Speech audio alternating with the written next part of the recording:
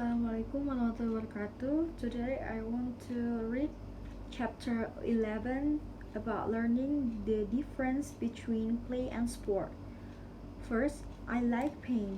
This is an accurate taste and can be overdone, but pain is important to me. This rather bizarre taste makes me an avid player of all sports and fantastic spectator. Pen raises sport from the level of entertainment to that of human achievement, and I consider it central to human education. Second, I became conscious of the difference between play and sport when I helped organize and sell load football team at the age of 12. Since this was a child direct example, our parents didn't know where we were. Activity. We had to figure out what we would do. The first thing was to schedule a game with a similar team from a nearby town. Third, it never occurred to us to practice or prepare for the game except to do what we had done for years run. Pass the football and yell. The result was catastrophic. Our opponent, we were prepared. They slaughtered us. Half the team was injured, and I and all of us were humiliated. Follow the leader. It dawned on us that we were engaged in a sport, not in play. If we were to play decently, let alone win, we would have to prepare. And the only way was to learn the, the discipline of practice. 5. Looking back, I realized that at that moment we underwent a profound experience. We entered into a social contract that bound us together with ties still strong after more than 30 years. 6. Our quarterback imposed his rule on us. He was never elected captain or coach, but simply assumed these offices. His voice was stentorian and his will was indomitable.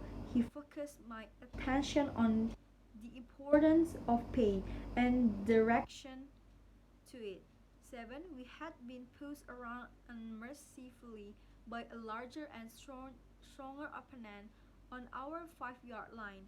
He told the team he would take the ball on every play until we lost it. And from the look in his eye, we all knew we had better not lose it. He was not large, and it seemed folly to plunge into the center of the line, especially since he had no pad or helmet to protect him. 8. The first rush caught the other team by surprise, and he went for 10 yards. On the second plunge, they stiffed, but we still moved. For 60 yards, we inched forward. After the first few rushes, it was clear that our offense consists of one play out the center. By the time we had penetrated to their 30-yard line, our quarterback was covered with dust and blood. But still giving the same command, snap the ball to me on 3. 9. A surprising thing happened. The opposition collapsed. We moved 5, then 10, then 50 yards until the touchdown was made. 9. Surprising things happened. The opposite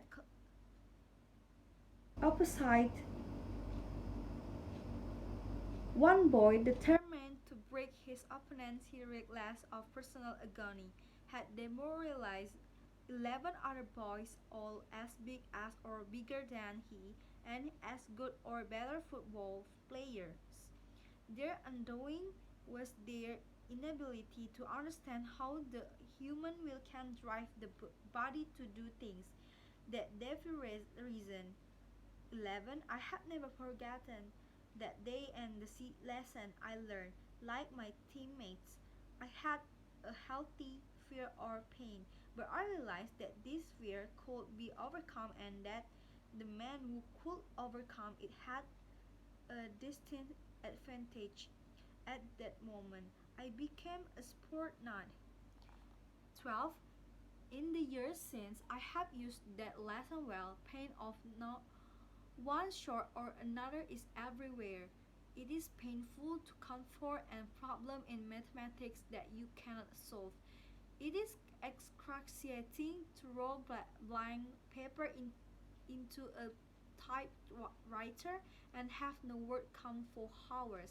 It hurts to give a lecture that puts students to sleep or worse that is terrible but applauded. These are mental agonies, but they are no less real than the physical, and I'm convinced that learning to live with unpleasant physical pain can give one the strength to conquer the mental variety, onward and upward. 14. And so I have continued to punish myself. Even at the slow pace I run, it hurts. My pass pattern in touch football are becoming fuzzy and less clean.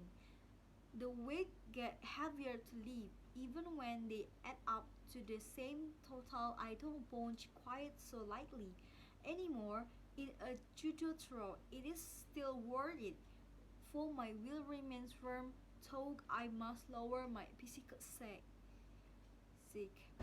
15. And more, I have become a faithful spectator. For what I think I see in sport is the process by which young people become mature men and women. I realize that modern psychology has claimed that sport do not build character. It is true that sports may not improve a person, just as a college in education is often wasn't. I choose to teach because I thought and think that human education can or must create better people, and I firmly believe that sports are a fundamental part of the education. To know of what one is capable both mentally and physically know is to know the scope of one's freedom, and that is what education is all about. Thank you.